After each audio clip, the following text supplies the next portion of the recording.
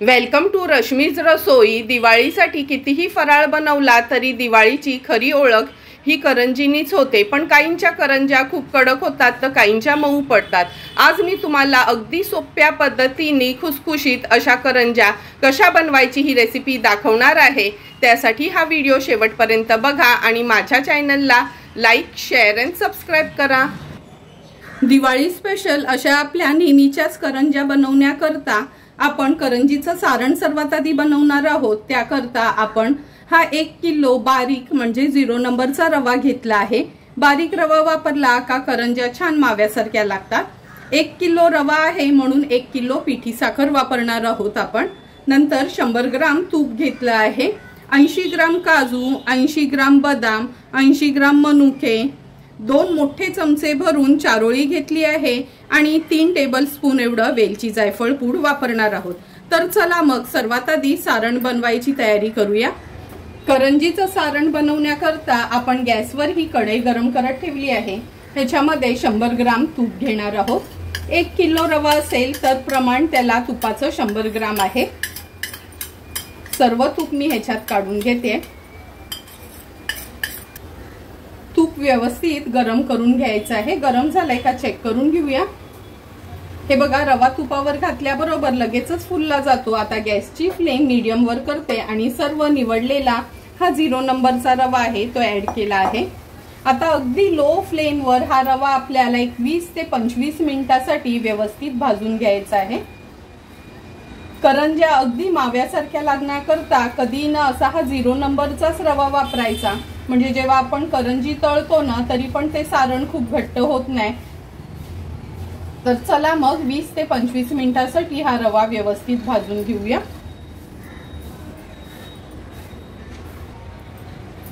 पंधरा मिनिटं झाले आहेत। अगदी लो फ्लेम वर आपण हा रवा तुपावर हे बघा असा भाजून घेत होतो।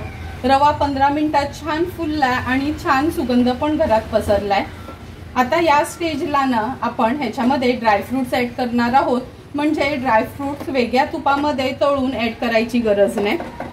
सर्वात आधी हे वाटीभर बदामाचे काप घेते। ड्रायफ्रुट्स ना मी 80 ग्राम घेतले आहेत। तुम्ही तुमच्या आवडीप्रमाणे कमी जास्त करू शकता। काजू ऍड करते, नंतर हे मनुके घेतले ते ऍड करते।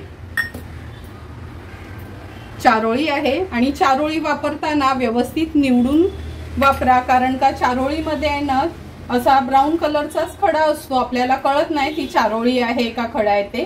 त्यामुळे सर्व ड्रायफ्रुट्स व्यवस्थित निवडूनच आपण वापरायचे आहेत। आता आणखीन 10 मिनिटांकरता आपण हे सर्व ड्रायफ्रुट्स रव्यासोबत भाजून घेणार आहोत।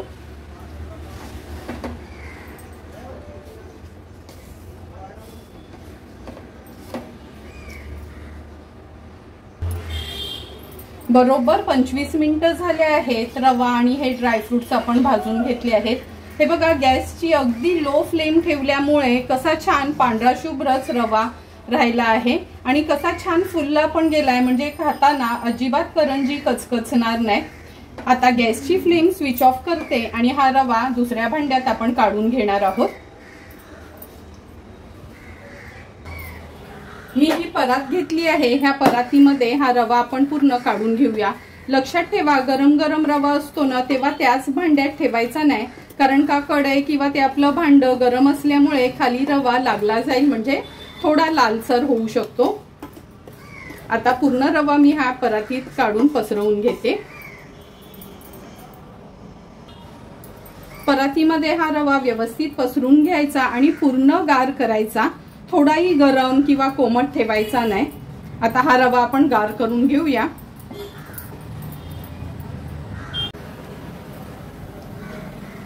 करंजीचं सारण तर आपलं तयार आहे। आता करंजीची पारी बनवण्याकरता आपण 1/2 किलोच मैदा घेतला आहे। हा एका ताटात मी काढून घेते। हे बघा, व्यवस्थित चाळून हा मैदा घेतला आहे आपण। आज आपण 1/2 किलोच्या मेजरनी करंज्या दाखवणार आहोत। अगदी चवीप्रमाणे थोडंसं मीठ घ्यायचं आहे। मीठ व्यवस्थित मिक्स करून घेते। मधोमध थोडासा खड्डा करून घ्यायचा आणि छान कडकडून गरम केलेलं ह्याच्यात 3 टेबलस्पून एवढं आपण तूप घालणार आहोत। तुपाचं मोहन दिलं ना का करंज्या छान खुसखुशीत होतात. लक्षात ठेवा, पाव किलो मैद्यासाठी 3 टेबलस्पून एवढं तूप वापरायचं आहे. तूप गरम असल्यामुळे मी चमच्यानीच आता हे मिक्स करून घेते.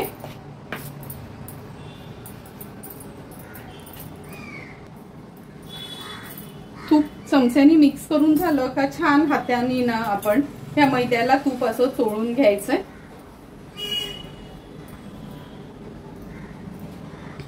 हे बघा, तूप आपण मैद्याला व्यवस्थित असं चोळून घेतलं आहे. लाडू बनतोय असं झालं आहे. आता थोडं थोडं करून पाणी ऍड करणार आहोत आणि मीडियम कन्सिस्टन्सीचा पिठाचा गोळा तयार करून घेऊया.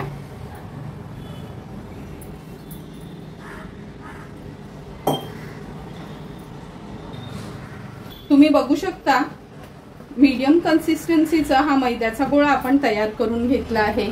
आता अगदी अर्धा चमचाच तेल घेणार आहोत. तेलाने पिठाला व्यवस्थित ग्रीस करून घ्यायचे. छान असं मळून मळून आपल्याला घ्यायचे.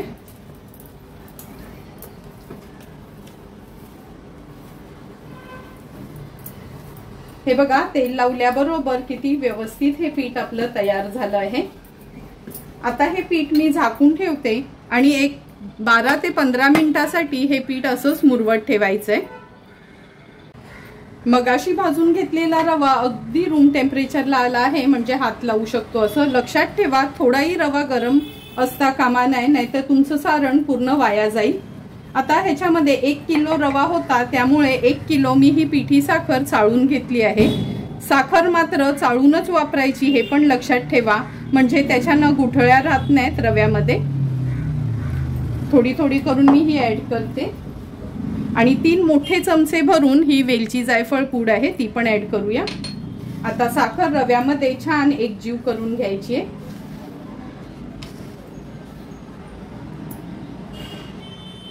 उरलेली साखर पण ह्या रव्यामध्ये ऍड करून घेते. तुम्ही बघू शकता, अगदी लो फ्लेमवर आणि कमी तुपावर हा रवा भाजल्यामुळे किती सुंदर असा हा रवा दिसतोय. जर तुम्ही हाय फ्लेम ठेवलीत ना तर रवा व्यवस्थित भाजला जाणार नाही आणि एकदम लालसर आपलं हे सारण दिसेल. जेव्हा करंजी खातो तेव्हा ती दिसायला पण छान हवी आहे. हे बघा, अगदी व्यवस्थित आपण साखर ह्याच्यात मिक्स करून घेतली आहे. आता हे सारण आपण डब्यात भरून ठेवलं तर 6 महिने पण बाहेर डबा हा आपला टिकतो, म्हणजे सारणाचा. तर चला मग हे सारण तयार झालेलं आपण डब्यामध्ये एका भरून घेऊया.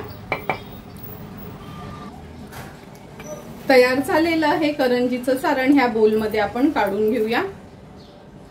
किती सरसरीत आणि अगदी सुंदर असं आपलं हे करंजीचं सारण तयार आहे.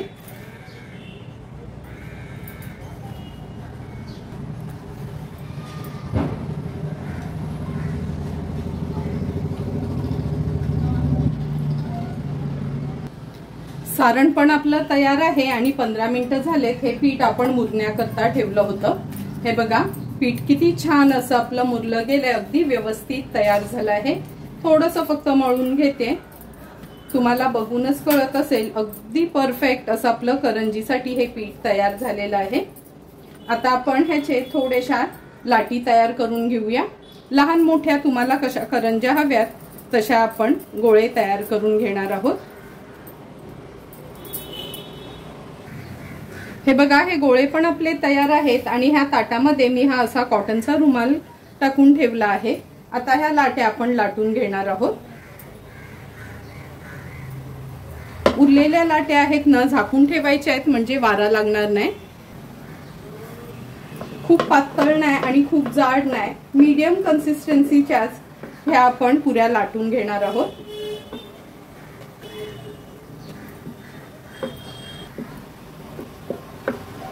हे बघा, एक 4-5 तरी मी अशा ह्या पुऱ्या लाटून घेते.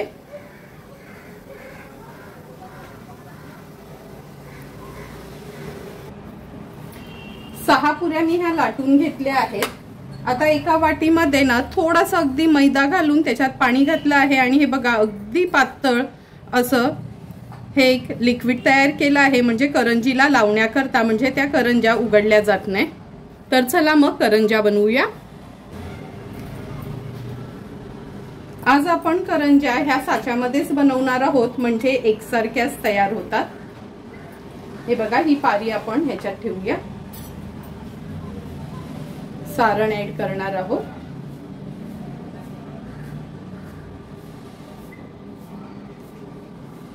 एक मोठा चमचा भरून सारण ऍड करायचं आहे ह्याच्यात, म्हणजे ना त्या पोकळ होत नाहीत.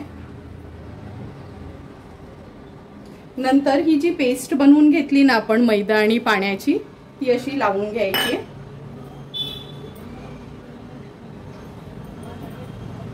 आतल्या साईडला व्यवस्थित लावून घेणार आहोत.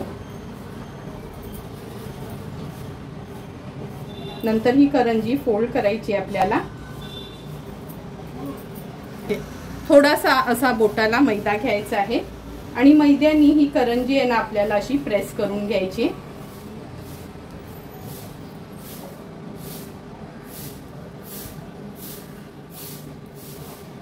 अशी बोटाने प्रेस केली ना का ती उघडत नाही.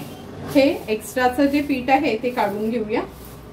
आणि हे बघा, मी दाखवते तुम्हाला किती सुंदर अशी आपली ही करंजी तयार झाली आहे. अशाच पद्धतीने एक एक करून ह्या 6 करंज्या मी तयार करून घेते. एका बाजूला तूप पण आपण गरम करतच ठेवलं आहे. एक एक करून ह्या 6 करंज्या आपण हे बघा अशा तयार केल्या आहेत. कशा एकसारख्या दिसतायत. आता लगेचच ह्या तळायला घेऊया. तळण्यासाठी मी तूप देखील एका बाजूला गरम करून घेतलं आहे. तूप गरम झालंय का चेक करून घेऊया. थोडंसं हे पीठ आहे ते तुपामध्ये सोडते. हे बघा, खूप जास्त पण गरम नाही, म्हणजे गरम अगदी लो फ्लेम वर करून घेतलेलं, लगेचच लाल झालं नाही आहे. आता हा पिठाचा गोळा काढून घेते आणि आपण ही करंजी तुपात सोडूया. गॅसची फ्लेम मी लो टू मीडियम वरच ठेवली आहे. एका वेळी 2-2 करंज्या मी सोडणार आहे.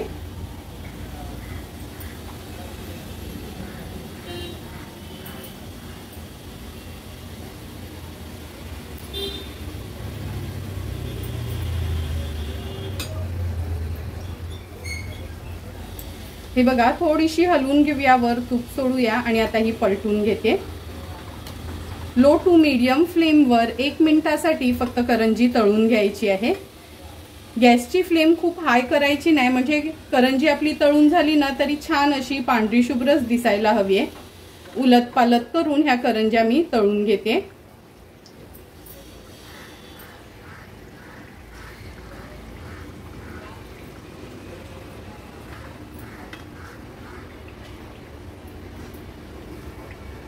आता काढण्या अगोदर गॅसची फ्लेम मीडियम वर करते. हे बघा, एकदा पुन्हा पलटून घेऊया.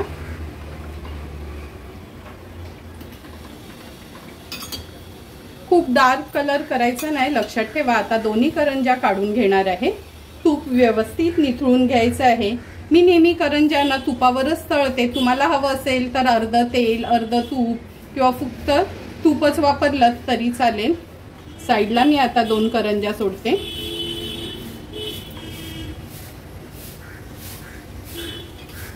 हे बघा, तूप व्यवस्थित निथळून घेतलं आहे. ही जाळी घेतली, ह्याच्यात ठेवूया, म्हणजे जे पण एक्स्ट्राचं तूप असेल ते निघून जाईल.